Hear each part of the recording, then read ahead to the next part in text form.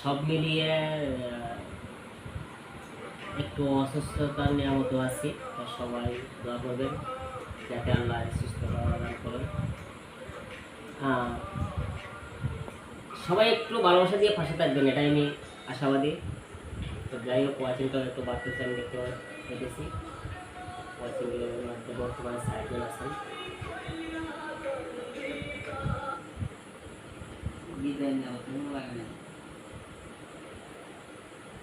যে একটা কথা আছে যে আমাদের সমাজের মধ্যে যে যে তো সমালোচিত সে তো পরিচিত।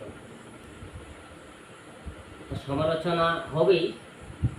একজন মানুষ যদি সামনের দিকে অগ্রসর হতে চায় বা হওয়ার পথে যদি পা রাখে, তখন সময় সে সমালোচনার মধ্যে পড়তেই হয়।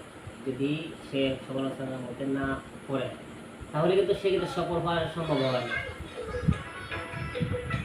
তো সমস্যা নেই, আপনারা যারা আমাকে ভালোবাসা